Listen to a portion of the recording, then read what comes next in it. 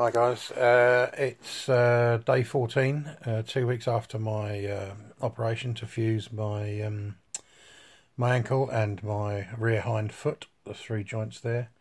Apologies about the light.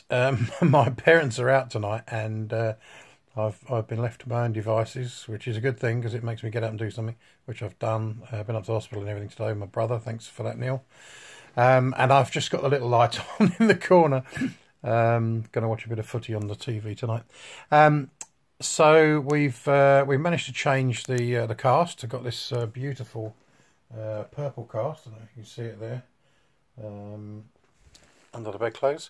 It's actually a little cold in the bedroom here at the moment, but all was fairly okay. It's a little sore at the front of the healing cut at the front, or right up the front of my leg, and there's another one on the inside of my ankle, and that one's actually quite sore. But he seemed to think it was sort of fairly okay. I've got it very high now. I've got it under some pillows and the bed wedge. Actually, one good tip, actually, if you do buy new pillows for any if you happen to, leave them in the bag. It's actually, the bags are very comfortable themselves, certainly the one mine came in, and it stops the 2 pillows falling over each other. So I've left mine in the bag, and it works pretty well. I've got that on top of the bed wedge to sort of give you the same angle, but it's about a foot higher than it would normally be. Dear. And that's working okay. My brother was very helpful today. He's got a Range Rover, as I may have mentioned previously. And what we did, to get to the hospital, obviously the trick is to keep your foot as high as possible. We pushed all the seats forward in his car. I climbed through the knee walker. Came out of the house and round to the car, got into the back behind him, and then we put these 2 pillows in the bag on top of the centre console.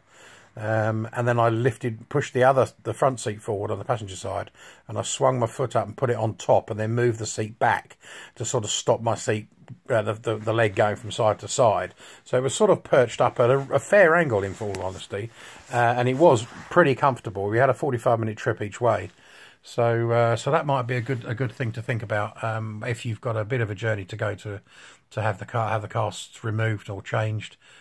For any reason, because it's not the easiest thing in the world, and it can be painful.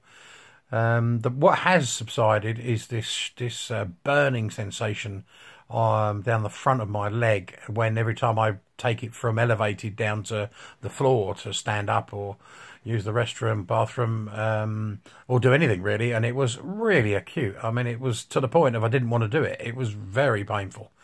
That has now subsided almost down to nothing. And apparently it's just the wound healing and the veins and all the little things that join back up again after they've been cut. The medical magic of the body, and as they do it, the fluids, which not just the blood, but there's other fluids as well, like obviously water and whatever else is in there. Go rushing down and sort of aggravate them, for want of a better term, or fill up the veins, and it just is aggravated. So that's why that happens. I did ask them today, because I thought, well, maybe it's just me. My initial thought was perhaps it was infected, and I thought that was the major thing, but it wasn't, and everybody gets it. But it is to be expected if you are having this operation. It is to be expected. It is painful. So just something to think about. We've got now 4 weeks of this new cast, which will take us to the period between Christmas and New Year. I think I'm going to go back probably 4 weeks tomorrow. I think he wanted me to go on the Thursday. And at that point, if everything's okay, then if he's happy, then I think it becomes partial weight bearing. I mean, I saw my leg today, and it's a bit of a disaster zone, in all honesty.